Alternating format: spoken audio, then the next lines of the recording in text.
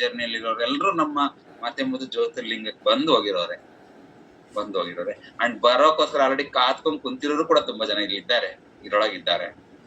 ನಾವು ಯಾವಾಗ ಸ್ಟಾರ್ಟ್ ಆಗ್ತದೋ ಕೇಳ್ಬೇಕು, ನಾವು ಕಲಿಬೇಕು, ಇನ್ನು ಅಪ್ಗ್ರೇಡ್ ಆಗ್ಬೇಕು ಅಂತ.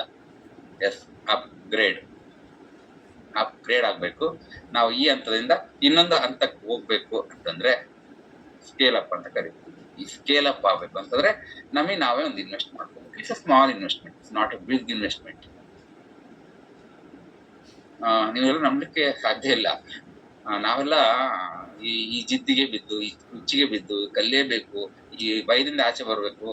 ನಾನು ತುಂಬಾ 28 ವರ್ಷ ನಾನು ಮಾತಾಡಿದ್ದಿಲ್ಲ ಅನ್ನಲ್ಲ, ಬಟ್ 28 ವರ್ಷ ಅದ್ಭುತವಾಗಿರೋ ಕೇಳುಗಾಗಿದೆ ನಾನು.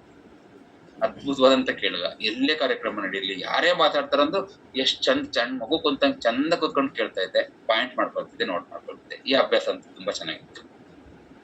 ಆ ಇಂಟ್ರೆಸ್ಟ್ ಇತ್ತೇನೋ, ಆ ಕ್ರೇಜ್ ಇತ್ತೇನೋ ಗೊತ್ತಿಲ್ಲ. ಅದು ನೋಡ್ರಿ ಅಷ್ಟ್ ಚೆನ್ನಾಗಿ ಕುತ್ಕೊಂಡು ಕೇಳ್ತಾ ಇದೀನಿ ಅಂತಂದ್ರೆ ಏನೋ ಇದೆ ಅಂತ ನನಗೆ, ಅದು ದೇವ್ರು ಕೊಟ್ಟಿರ್ಬೋದು, ಗೊತ್ತಿಲ್ಲ. ಬಟ್ ಯಾವಾಗ ಮಾತಾಡಕ್ ಶುರು ಮಾಡಿದ್ದೇನೋ ಅಲ್ಲಿಂದ ನಿಂತಿಲ್ಲ.